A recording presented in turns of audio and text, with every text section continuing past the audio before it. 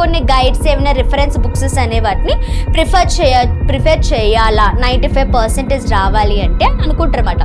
So నార్మల్గా ఏంటి అంటే లేదంటే ప్రీవియస్ ఇయర్ క్వశ్చన్ పేపర్స్ కానీ ఓకేనా, ఇంకేమైనా గైడ్స్ కానీ రిఫరెన్స్ బుక్స్ కానీ ఇంకేమైనా ఉంటే అప్పుడు వాటిని తీస్తే మీకు మంచిగా మార్క్సెస్ అనేవి వస్తాయి అన్నమాట.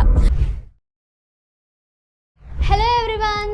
సో నార్మల్గా చాలామంది స్టూడెంట్స్కి ఉండే డౌట్ ఏంటి అంటే 95% రావాలి అంటే మనం ఓన్లీ ఎన్సీఆర్టీ బుక్స్ అనేవి ప్రిపేర్ అయితే సరిపోతుందా, లేకపోతే ఇంకేమైనా గైడ్స్ కానీ ఏమైనా ప్రిఫర్ చేయాలా అని ఒక డౌట్ అయితే ఉంటుంది కదా. సో ఈ వీడియోలో మనం దానికి ఒక క్లారిఫికేషన్ అనేది ఇచ్చేద్దాం. ఓకే, సో నార్మల్గా మనకి అసలు ఎన్సీఆర్టీ బుక్ అనేది ఎందుకు ఇంపార్టెంట్? సిబిఎస్ఈకి ఎన్సీఆర్టీ అనేది ఒక పునాది లాంటిది. ఇది చాలా ఇంపార్టెంట్. ఎందుకు అంటే మనకి ఎన్సీఆర్టీ బుక్లో ఏదైతే కాన్సెప్ట్స్ ఇస్తున్నారో కాన్సెప్ట్స్ అవనివ్వండి, లేదంటే ఎగ్జాంపుల్స్ అవనివ్వండి, కొన్ని ఎక్సర్సైజ్ ప్రాబ్లమ్స్ అవనివ్వండి, ఇవి మనకి అన్నీ కూడా ఏవైతే ఎన్సీఆర్టీలో ఉంటాయో అవి మనకి బోర్డ్ ఎగ్జామ్లో అయితే వస్తూ ఉంటాయి అన్నమాట. సో మనకి సిబిఎస్ఈకి వచ్చేసరికి ఎన్సీఆర్టీ టెక్స్ట్ బుక్ అనేది కంపల్సరీ.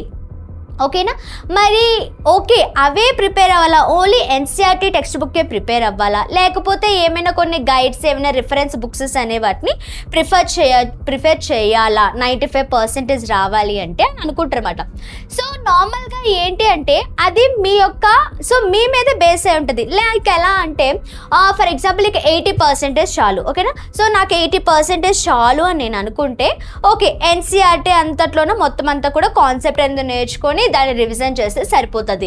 లేదు నాకు 90 to 95% రావాలి అని అనుకుంటే అప్పుడు నేను ఏం చేయాలి, ఫస్ట్ ఎన్సీఆర్టీ బుక్ అనేది కంప్లీట్ చేసేసి దాన్ని రివిజన్ చేసేసి అప్పుడు ఇంకేమైనా మిగతా యొక్క గైడ్స్ కానివ్వండి, ఏమైనా రిఫరెన్స్ బుక్స్ కానీ పేపర్స్ కానివ్వండి అవన్నిటినీ కూడా నేను చూడాలన్నమాట. ముందు ఎన్సీఆర్టీఏ. సో నీకు 80% కావాలా, 90 కావాలి, 95% కావాలన్నా ముందు నువ్వు కంప్లీట్ చేయాల్సింది ఏంటి అంటే ఎన్సీఆర్టీ బుక్ అనేది కంప్లీట్ చేయాలన్నమాట. ఓకేనా, సో ఫర్ ఎగ్జాంపుల్ మనకి సైన్స్ తీసుకునివ్వండి. సైన్స్ తీసుకుంటే మనం డయాగ్రామ్స్ కానివ్వండి, కాన్సెప్ట్స్ కానివ్వండి, ఎగ్జాంపుల్స్ కానివ్వండి, ఇవన్నీ కూడా మనం ఎన్సీఆర్టీ బుక్ అని ప్రిపేర్ అవ్వాలి. సోషల్ సైన్స్ అయితే మీరు లైన్ బై లైన్ ప్రతి ఒక్కటి కూడా మంచిగా చదివి మంచిగా కాన్సెప్ట్ అర్థం చేసుకుంటే సగానికి సగం క్వశ్చన్స్కి ఆన్సర్స్ మీరు అక్కడే రాసేయగలరన్నమాట సోషల్ సైన్స్లో అయితే. మ్యాథ్స్కి వచ్చేసరికి ఏంటి అంటే మీరు ఏవైతే యొక్క టెక్స్ట్ బుక్లో ఉన్నాయో ఆ ప్రాబ్లమ్స్ సాల్వ్ చేస్తూ మొత్తం అంతా ఇంక నేను చదివేశాను, ఇంక నాకు ఎన్సీఆర్టీ టెక్స్ట్ బుక్లో చదవడానికి ఏమీ లేదు, రివిజన్ కూడా చేసేసాను అని మీరు అనుకున్నట్లయితే అప్పుడు శాంపుల్ క్వశ్చన్ పేపర్స్ కానీ లేదంటే ప్రీవియస్ ఇయర్ క్వశ్చన్ పేపర్స్ కానీ ఓకేనా, ఇంకేమైనా గైడ్స్ కానీ రిఫరెన్స్ బుక్స్ కానీ ఇంకేమైనా ఉంటే అప్పుడు వాటిని తీస్తే మీకు మంచిగా మార్క్సెస్ అనేవి వస్తాయి అన్నమాట. సో అర్థమవుతుందా? సో చాలామంది స్టూడెంట్స్ చేసే మిస్టేక్ ఏంటో తెలుసా? వాళ్ళు ఏంటి అంటే ఒక్క బుక్ కూడా చదవకముందే 4 to 5 గైడ్స్ అనేవి కొనేస్తారన్నమాట.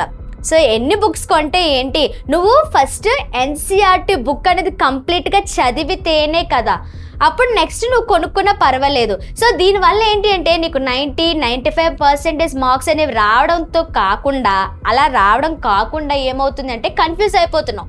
ఎందుకంటే నువ్వు ఇందులో కొంచెం చదువుతున్నావు, ఇందులో కొంచెం చదువుతున్నావు, ఇంకో దాంట్లో ఇంకొంచెం చదువుతున్నాం, ఇలా కొంచెం చదువుకొని వెళ్తే ఇంకా నీకు బ్రెయిన్ అనేది ఏమవుతుంది, కన్ఫ్యూజ్ అయిపోతుంది. 95 మార్క్స్ 95% తర్వాత మాట, అది తర్వాత మాట, అది దేవుడు ఎరుగుతాడు. సో ఇక్కడ ముందు ఏమవుతుంది అంటే నువ్వు కన్ఫ్యూజ్ అయిపోతున్నావు. ఎందుకంటే నువ్వు ఆ కాన్సెప్ట్ వచ్చేసరికి నువ్వు ఏ బుక్లో నేర్చుకున్నావు కూడా నీకే గుర్తులేదు అన్నమాట. సో ఆ విధంగా నువ్వు కన్ఫ్యూజ్ అనేది అయిపోతున్నావు అన్నమాట.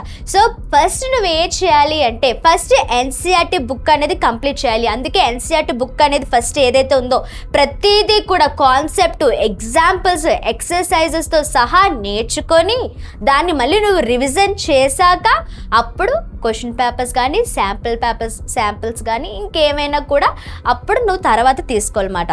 ఓకేనా, సో అర్థమవుతుందా? నీకు 95% కావాలి అంటే నువ్వేం చదవాలి, ఎన్సీఆర్టీ బుక్ అనేది పక్కాగా చదవాలి.